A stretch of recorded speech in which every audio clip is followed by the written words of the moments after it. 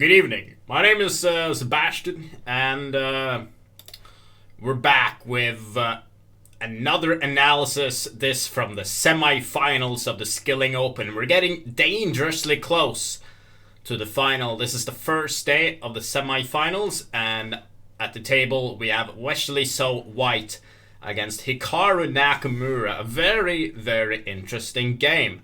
Let's take a look. So e4, e5, knight f3, knight c6, bishop c4, bishop c5. Another fight in the Italian defense. As I mentioned in the Magnus video, this opening occurs constantly at top level. c3, knight f6, d3. A mainstream theory so far. Of course, white can go for d4, which is a completely different story. Not really gonna go into details here. D3 is the critical line, as you can say. D6, castles, and Nakamura opts for the same line as Magnus. He plays h6, and that's, as I said in the previous video too, that this move is clever because it avoids bishop g5. So this just shows that the lines of bishop g5 are quite unpleasant to meet, and that is why you want to avoid them.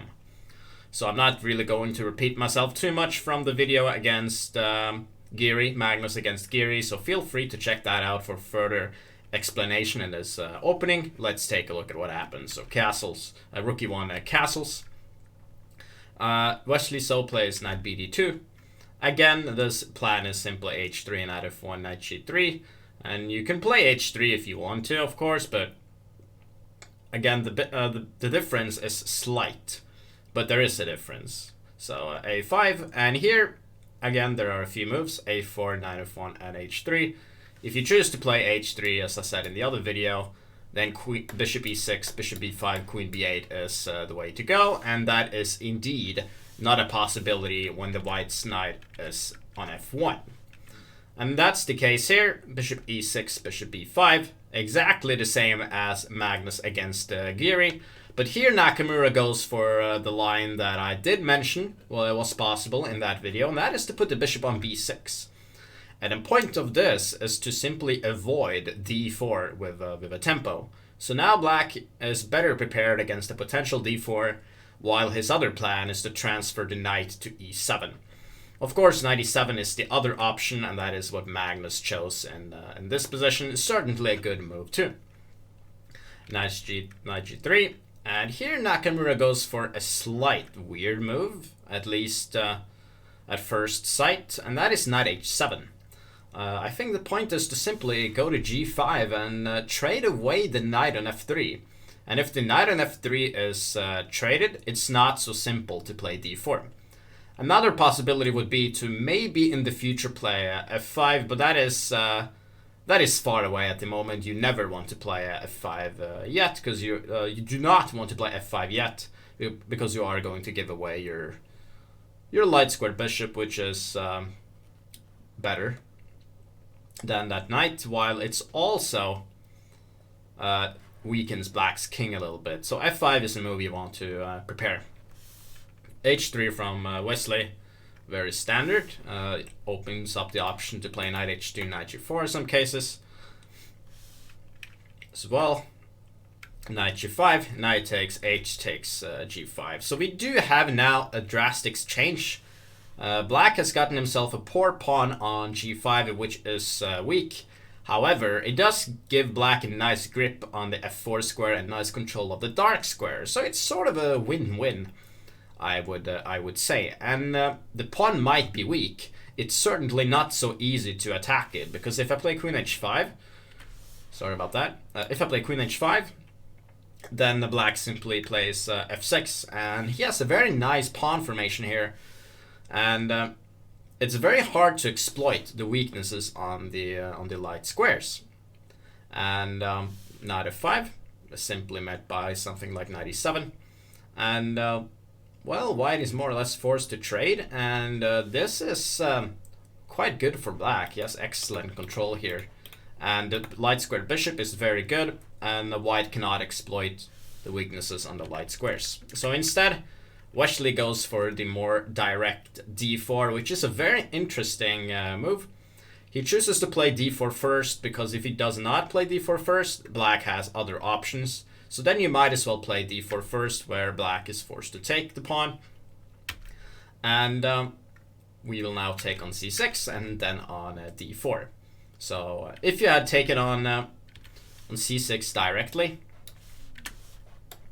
takes and d4, there are other options, like here f6 could be possible and stuff, because you do not really want to take there. So that's why he plays d4 first.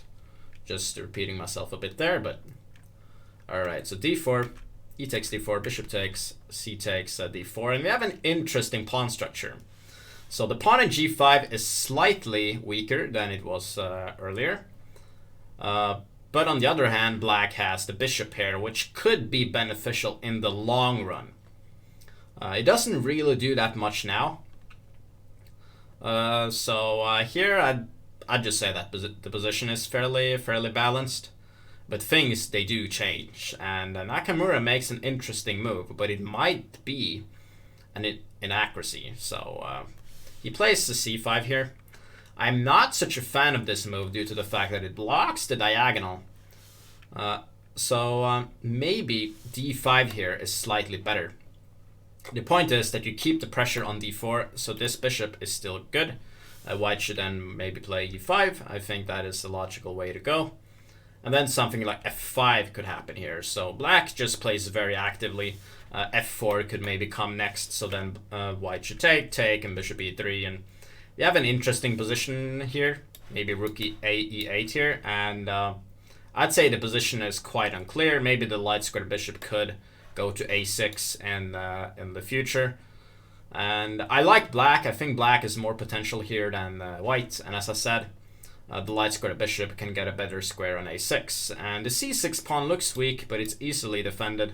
For example, bishop c8 here, and there are no problems. But by all means, white is also not doing too shabby. Maybe the position is balanced.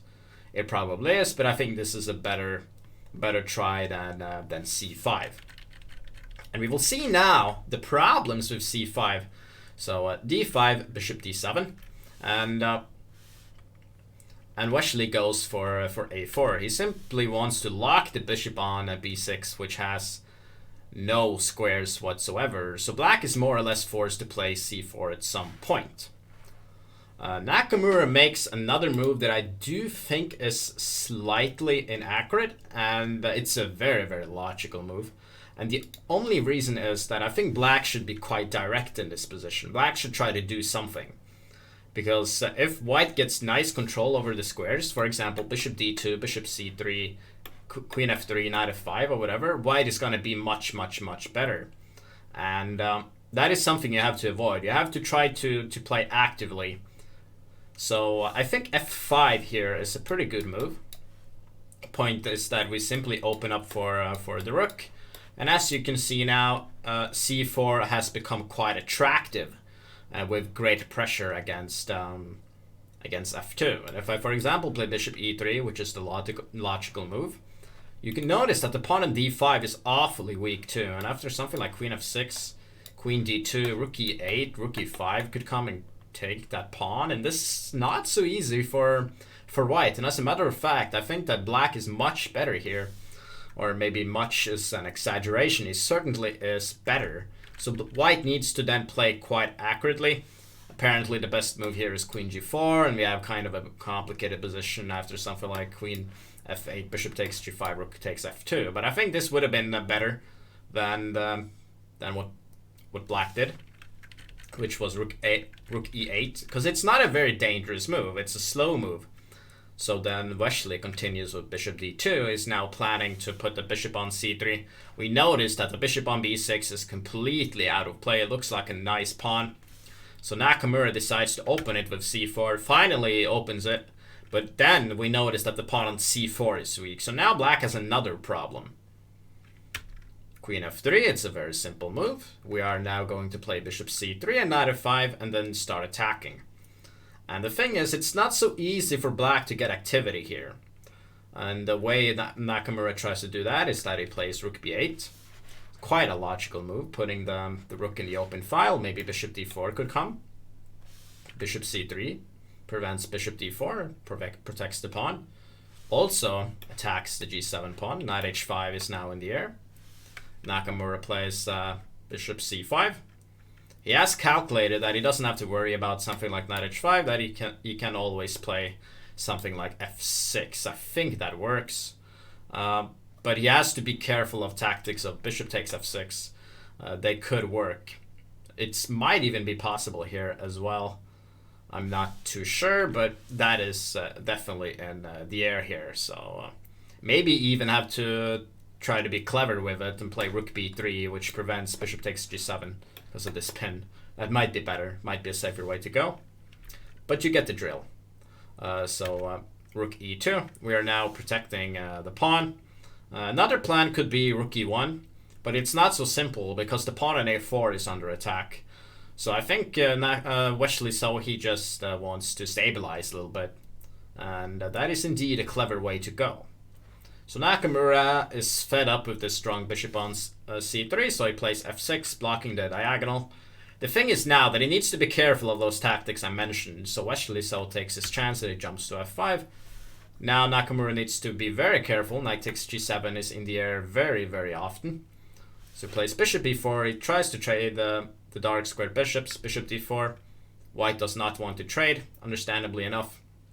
Bishop c5, bishop c3. They go back a little bit. And here bishop e4. Wesley decides that, well, the trade is not so bad after all. And he plays knight e3. And the point is that if I now trade, I can win the pawn on c4. So this was the disadvantage for the c4 launch. Now you would have rather had the pawn on c5. But the pawn is on c4, which means that this pawn is very likely to be lost. It can be lost with rook d2, rook d4, rook takes c4. Also queen e2 could come if necessary. You don't really have to take with the knight. And yeah, I'm not such a fan of black's position here. Apparently he needs to play something like c6 and hope for the best. And after knight takes c4, he has queen c7. And there is some compensation. It's not that simple. Like knight e3, rook b3, and black has activity for sure. It's not over at all, but white is a pawn up. So Nakamura, he didn't like that. He played bishop c8, so he wants to defend the pawn tactically. And the thing is that if I take the pawn right now on c4, black can play bishop a6, and this is not so simple. And well, he decided that he's going to win an exchange back. So knight takes a5, bishop takes a5, bishop takes a5, bishop takes e2, queen takes e2. And Nakamura thought that this position is fairly okay. I have f5 in the air, queen e7, and he's right. This is certainly not too bad for black. Maybe it is possible to play b3, and Nakamura also thought that he's not doing too badly here as well. Like, for example, queen d7, and c6 could come eventually, and he does have some pressure, so he thought that was okay. But Wesley, he plays bishop d4, and now rook c2 is in the air. That is the point of that move. Bishop a6 protecting the pawn, but now the knight jumps back to f5.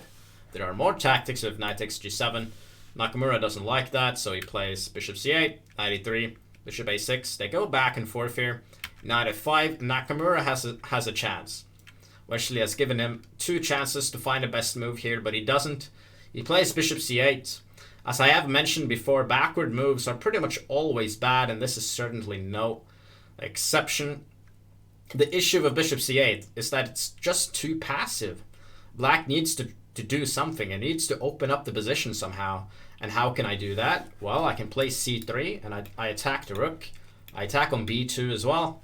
So rook c2 is forced. Takes, and now the position is slightly more open after something like bishop c8. Well, this is a backward move. I noticed that I kind of have to swallow my own words here, but the point is at least that I want to trade this knight, and I've gotten rid of my weakness on c4 while the b file is open as well. So this is certainly better. Although black needs to be careful of the pawn on c7 becoming weak now. And he hasn't equalized yet, that's for sure, but I think this is a better try than bishop c8. So bishop c8, rook c1, a very simple move. You're going to take the pawn next, and the computer gives a huge advantage for white. It's like +2, which is crazy. Quite crazy to imagine, but the thing is that black is just too passive.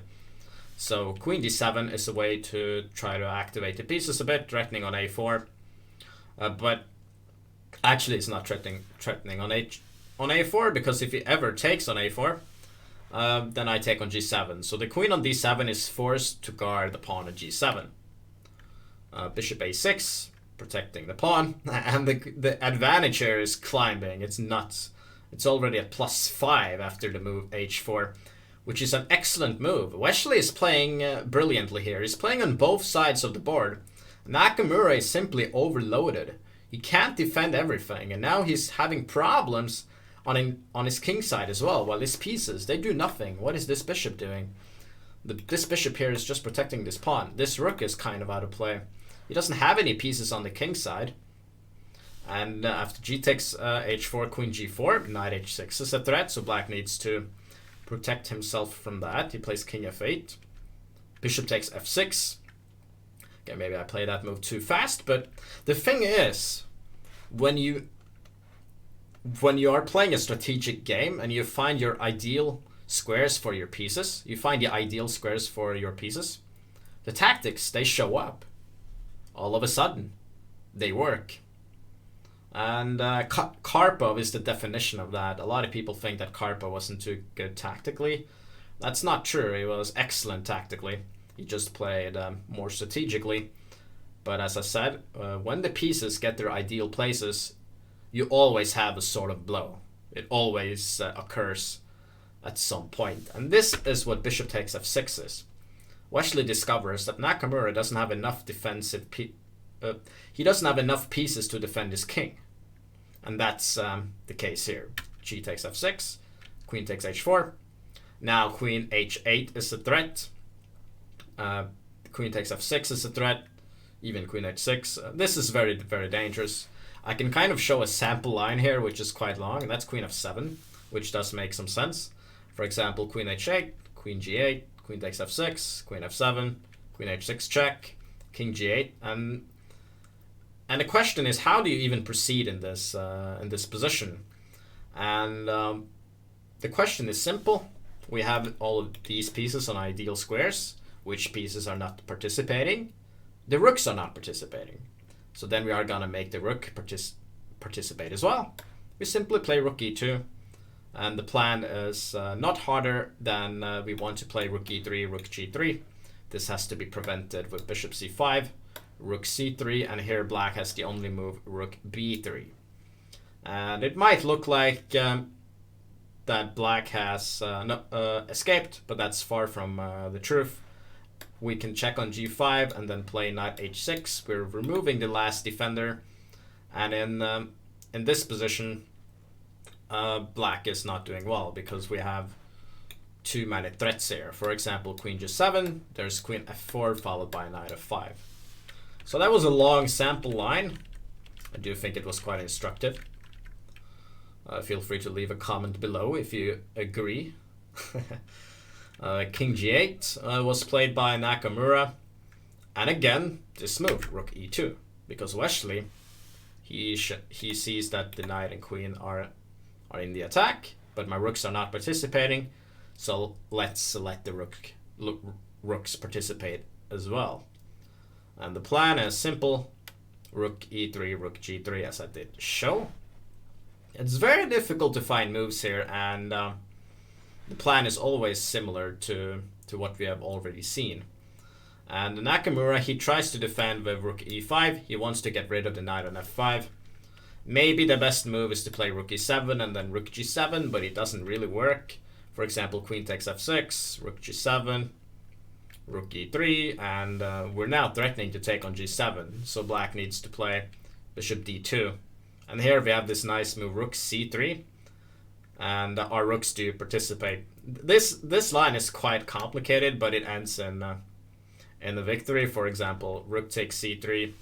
simply take with the b pawn, rook b1 check, king h2, rook h7, rook h3. And it might look like black is not doing too shabby, but the point is that he doesn't have enough pieces around his king, and knight e7 here is a deadly threat which threatens mate, and there's nothing black can do. If he plays king h7, we still play knight h7, and queen g6, queen g8 is impossible to avoid. If I play queen e8 here, I check here, and then I play knight f5, and black doesn't have enough control here. This was I know this is a very long line, but I think it's pretty instructive, and it's made. So that was a long analysis, probably slightly unnecessary, but you know, I love this game. I can't help myself when I see such a beautiful positional and attacking game like this. So rook e5 from Nakamura, rook e3 from Wesley, rook g3 is a deadly threat, so rook takes f5 is kind of, well, you have to do that. And here Wesley goes for rook h3, which I think is good enough for a victory, although there are many good moves. Taking the rook is good too. Rook g5 by Nakamura blunders mate, but it's not really going to help him. He's forced to give away the rook, for example, queen g7, e takes f5, bishop d2, but the problem with this is that I'm simply going to play rook g3 and then move my queen. And now we have a deadly pin, and f4 comes next, and I will win the bishop, and then black will be down material, but he will also have a very weak king. So Nakamura plays rook g5, but it doesn't help. After queen h8, king f7, he was hoping that Wesley would play queen h7, which would have been a huge mistake after rook g7. And after something like queen h5, king e7, black is completely winning, which is quite hilarious. But Wesley, of course, didn't fall for that. He played rook h7, and the mate is forced. King g6, rook h6, queen takes f7, followed by rook h8 mate. So that was a beautiful, beautiful game. I know I kind of went over the top with my analysis here, but whatever. This game was brilliant. Brilliant in many ways. I can't really stress that enough. It was very, very well executed by Wesley, and we will now see whether or not Nakamura will be able to bounce back yet again. It's going to be very exciting.